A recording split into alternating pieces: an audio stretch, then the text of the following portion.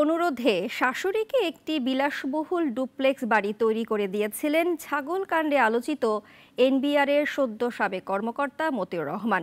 10 বছর আগে ফেনীর সোনাগাজীতে জমি কিনে বাড়িটি বানিয়ে শাশুড়িকে উপহার দেন তিনি। তবে এটি অপপ্রচার বলে দাবি করেছেন স্বজনরা। ফেনী থেকে যতন মজুমদারের প্রতিবেদন, জানাচ্ছেন পিন্টু হাজং। ছাগলকাণ্ডে মুখোশ উন্মোচিত সদ্য ওএসডি রাজস্ব কর্মকর্তা মতিউর রহমানের দ্বিতীয় স্ত্রী শাম্মী আক্তার। স্বামীর পৈতৃক বাড়ি ফেনীর সোনাগাজীতে। সেখানে এখন একটি কোটি টাকার বিশাল ডুপ্লেক্স বাড়ি। অভিযোগ আছে বাড়িটি মতিউর রহমান করে দিয়েছেন। সোনাগাজী উপজেলার আমিরাবাদ ইউনিয়নের সোনাপুর গ্রামে সরেজমিনে যান নাগরিক টিভির প্রতিনিধি।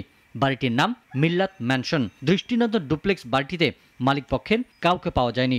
আমাদের বোনের জামাইঘর থেকে টাকা পয়সা নিয়ে যে আমরা বাড়িঘর করবো, এরকম কোনো চিন্তা ভাবনা আমাদের কাছে নেই।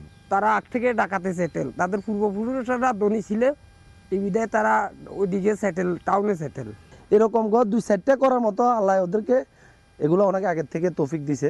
উনি কিনলে উনার এলাকা কিনতে পারে, উনার ঢাকা শহর, উনার এলাকা বসবাস যেখানে জন্মস্থান সেখানে কিনবে। তবে তাদের নিকট আত্মীয়দের অনেকের দাবি তারা বংশ পরম্পরায় সম্ভ্রান্ত ও জমিদার পরিবারের। নতুন করে কেউ সম্পদ কিনে দিবে, বাড়ি করে দিবে, এগুলো হতেই পারে না।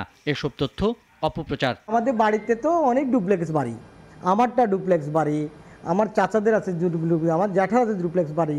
এরকম ডুপ্লেক্স বাড়ি কয়টা আপনি দেখছেন? আমাদের বাড়িতে 1টা 2টা 3টে 4টা 5টা ডুপ্লেক্স বাড়ি। তা আপনি ডুপ্লেক্স বাড়ি করার মতো কি আমাদের সামর্থ্য নাই? আরু মিয়া সাহেব খুবই নাম করা বাড়ি ওইটা। ওইখানে যে শ্বশুরালয়ে জামাইয়ে ডুপ্লেক্স বাড়ি করে দিবে এটা সত্য নয়। আমাদের দেশে অনেক কিছু রটনা, এটারই রটনার একটা অংশ। তবে বিভিন্ন সূত্রে জানা গেছে মতিউর রহমানের শ্বশুর ব্যাংক কর্মকর্তা থাকলেও সংসারে অভাব ছিল।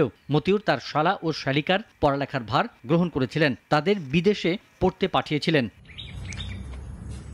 পিন্টু হাজং, নাগরিক।